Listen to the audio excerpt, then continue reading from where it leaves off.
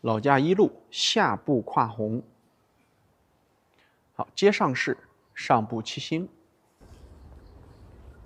下步跨红，松胯后坐，领腕提膝，身法微左转，头向右斜前方，转头松沉，两手双逆缠外蓬，胯部打开。双手双顺缠放松下沉，坐胯摆右脚脚尖，移动重心，两手顺势向前托捧，合右胯，合左胯扣左脚，点左脚脚尖，虚步点地，两手上捧。好，换方向，上步七星，变下步跨红。一，领膝上提，松胯下沉。二，胯部打开，两手逆缠外蓬，合于两膝上方。三，坐胯摆脚，双手顺缠下沉。好，四，重心右移，两手向前捧，合左胯扣左脚脚尖。五，收步领膝，两手上捧托掌，合于身前中线。好，同学们，下步跨虎或者下步跨红这几个字都是对的。以前嘛，起名字肯定要起的这个凶一点点啊，让别人听着就觉得很酷，对吧？这个动作呢，有很多同学做错了。第一个细节就是步伐开步的方向及开步方法。第一个呢，就是大家在两手相合之后，注意看第一个细节。很多同学喜欢一领手以后，两种错误啊。第一，一翻身开小步，重心直接压砸到右腿，一收左脚，两手托捧上领，这是第一种错误。第二种错误，两手相合，提膝侧步，两手打开，摆脚尖，再摆脚尖，上步相合。通过侧步的方法再转身相合。那既然说咱们教拳要学拳要学的标准，是吧？所以咱们得想想，它为啥叫跨步？咱们不管是在线下课上还是在线上课上，都跟大家讲过，跨步属于前进还是后退步啊？肯定是属于前进步。前进步以哪个地方落地？脚后跟内侧。所以从跨步的地方，这个跨字我们就知道这是一个开步法，而不是一个撤步法。那同理，同学们，我们想要开好步，直接领膝上提，身法向右栽，行不行？肯定是不行的。所以我们要怎么样？在直播间也讲过，提膝开步的时候，要先学会把意识放在支撑腿上，想着你的哪个腿？这个腿，是吧？哪怕你站不稳，哪怕你身体晃，就这一起腿大这样来回晃，你都要想着你的左腿。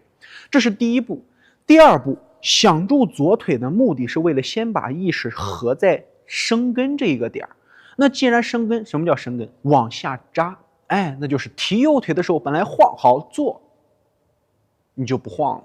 所以这个地方要记住啊，两手从上步七星变下步跨红的时候，领手腕松胯后坐，领膝上提，领右膝的同时身法还在同时去做下沉，这样子你单腿站立的时候才会稳，知道了吧？所以这是第一个小细节。那第二，什么叫跨步？我是把脚跨开的，不是铲开的，所以有一种什么样的意义在里面？随着我身法边下沉，两手随身法的右转，双手逆缠跨出去，而不是摔出去。重心还在哪？重心还在你的左腿上。所以到这儿，领右膝，胯部外蓬，打开放松下沉。落完脚之后，不要着急拧身体转，最容易伤的就是咱的左膝。怎么样呢？转身的时候，从正左方转到正右方怎么办？先坐胯摆脚，也是基本功的内容，是不是？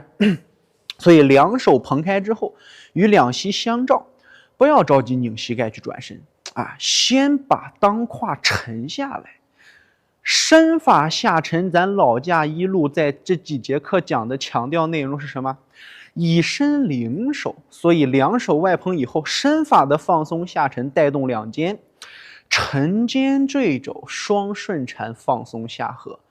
随着左胯的上下折叠，右胯怎么样？坐胯螺旋打开外捧，两手是不是有了一个向外的捧劲儿？好，一重心，手上是不是有向前向上的托捧了？对吧？好，到位以后，膝盖和脚尖相照，合右胯扣左胯，身法转正，踮脚收步，上捧相合。你说这个地方，我们在做下部胯虎的时候，为啥会出现拧膝、膝盖不舒服的点？包括两手在托捧的时候，左手在上还是左手在下？是右手怎么样还是左手怎么样？如果我们把动作都拆开去做，注意看啊，很多同学问过我这个关于手前和后哪个高哪个低的问题，咱们做两种不同的变化。第一种，好，胯部打开了，坐胯摆脚，好，左手低右手高，螺旋转身，扣脚转腰，这是第一种下部胯虎接转身。那第二种，好，我到这儿了，胯部摆脚，上捧相合，先松沉做到位，随后再合胯双逆缠外捧螺旋打开。这两种动作哪个是对的？都是对的，只不过动作结束的点儿不一样。有的同学喜欢把下部胯虎往这儿一连到转身摆连的位置，省略了左手逆缠右手上穿的对拉螺旋和两手一前一后的双手上捧，直接接的就是转身穿掌。所以这时候不就出现了那种我的右手在上，哎，那我在这儿我定势相合了，我是不是左手在上？都是一样体现什么？体现杠杆啊，对吧？我左手在上，右手在下，我左手是托肘，右手是拿碗，杠杆原理。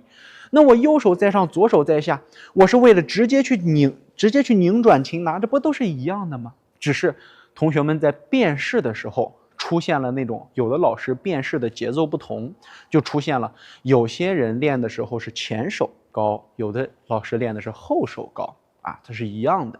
这是一个小细节，但是我们也要关注。好，那么我们回到前面，那既然讲完这种细节以后，我们得看到下部胯虎为什么是胯部而不是侧部。首先第一个，下部胯虎就像以前扛麻袋一样，你的胯它不是为了去进行一个身法转换方向的问题，而是想要去把一个东西通过什么？通过手和脚的相合，通过放松下沉，看双顺缠，右手合住腰，左手合住腿，往这儿腰间一跨一抬，是不是整个人就把人抽上去了？所以下部胯红，也是说下部胯拱，不管怎么去说，包括说下部胯虎，他们说的这个意思是啥？就是想表达手臂和大腿在下胯部的过程里面有一种相合之意。所以我们不能一打开以后直接两手一沉，然后往上一拨掌，这个时候手上是不是就散了？我们怎么样？胯部的时候周身相合，通过坐胯摆脚的身法螺旋把合劲体现出来，哎，这个时候周身才是整体的，对不对？然后再根部上捧，这个过程才是正确的。所以呢，同学们为啥说老架一路打的时候总是觉得身上散没有劲儿？其实不是因为你没有劲儿，是因为你把动作都给拆散了啊，手是手，腿是腿，认为外形上的螺旋就是动作劲力上的螺旋，实际上不是。我们核心的点都在于哪？都在于身法在通过当胯折叠和螺旋的这个时候来产生劲力和动作的变化。如果你光有手上四肢的变化，那你这个下部胯红就好像人说了，为啥有些人干农活又快又老练，但有些人干农活就是又费劲又不讨好？这就是原因，一个是拿核心在干活，一个是在拿手臂在干活，这就是区别嘛。所以大家要通过下部胯红的这个动作来体现出来自己身体的一个变化的合劲儿，这是下部胯虎。希望大家多去步伐和腰上的螺旋以及当胯的开合上去找找自己练拳时候的细节。